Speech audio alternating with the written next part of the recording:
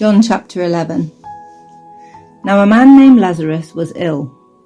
He was from Bethany, the village of Mary and her sister Martha.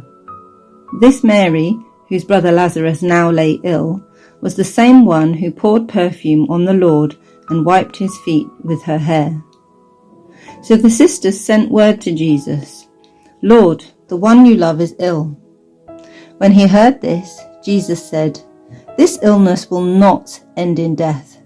No, it is for God's glory, so that God's Son may be glorified through it." Now Jesus loved Martha and her sister and Lazarus. So when he heard that Lazarus was ill, he stayed where he was 2 more days, and then he said to his disciples, "Let us go back to Judea." "But Rabbi," they said, "a short while ago the Jews there tried to stone you, and yet you are going back?" Jesus answered, "Are there not 12 hours of daylight? Anyone who walks in the daytime will not stumble, for they see by this world's light. It is when a person walks at night that they stumble, for they have no light." After he had said this, he went on to tell them, "Our friend Lazarus has fallen asleep, but I am going there to wake him up." His disciples replied, "Lord, if he sleeps, he will get better." Jesus had been speaking of his death, but his disciples thought he meant natural sleep. So then he said to them plainly, "Lazarus is dead, and for your sake I am glad I was not there, so that you may believe. But let us go to him." Then Thomas, also known as Didymus, said to the rest of the disciples, "Let us also go, that we may die with him." On his arrival, Jesus found that Lazarus had already been in the tomb for 4 days.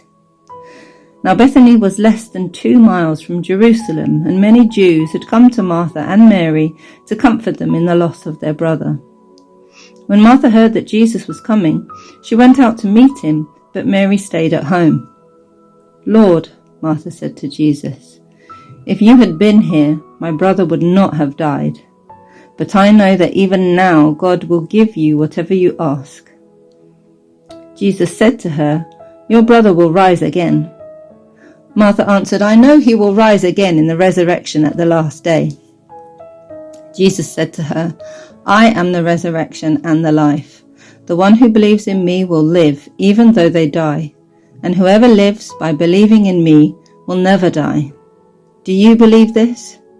"Yes, Lord," she replied. "I believe that you are the Messiah, the Son of God, who is to come into the world." After she had said this, she went back and called her sister Mary aside. "The teacher is here," she said, "and is asking for you." When Mary heard this, she got up quickly and went to him. Now Jesus had not yet entered the village, but was still at the place where Martha had met him. When the Jews who had been with Mary in the house comforting her noticed how quickly she got up and went out, they followed her, supposing she was going to the tomb to mourn there. When Mary reached the place where Jesus was and saw him, she fell at his feet and said, "Lord, if you had been here, my brother would not have died."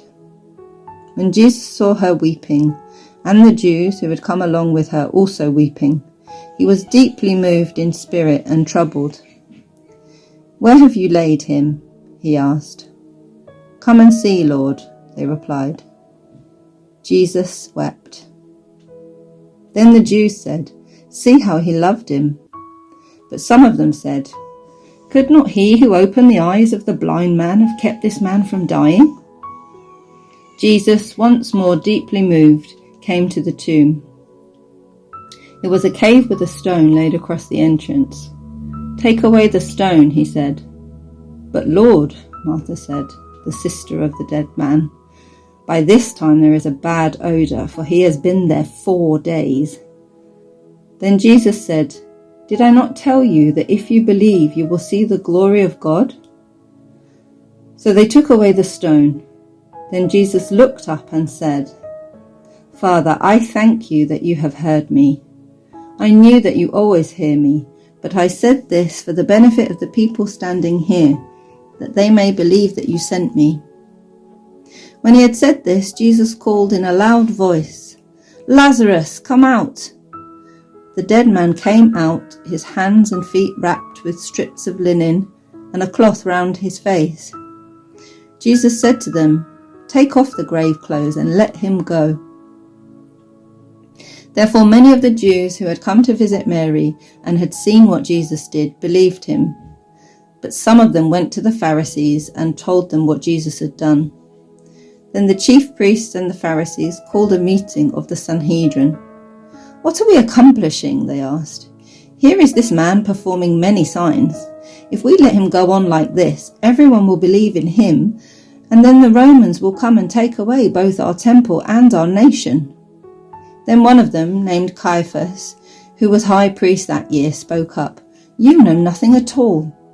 You do not realize that it is better for you that one man die for the people than the whole nation perish." He did not say this on his own, but as high priest that year he prophesied that Jesus would die for the Jewish nation, and not only for that nation, but also for the scattered children of God, to bring them together and make them one. So from that day on, they plotted to take his life. Therefore Jesus no longer moved about publicly among the people of Judea. Instead, he withdrew to a region near the wilderness, to a village called Ephraim, where he stayed with his disciples. When it was almost time for the Jewish Passover, many went up from the country to Jerusalem for their ceremonial cleansing before the Passover. They kept looking for Jesus, and as they stood in the temple courts, they asked one another, "What do you think? Isn't he coming to the festival at all?" But the chief priests and the Pharisees had given orders that anyone who found out where Jesus was should report it so that they might arrest him.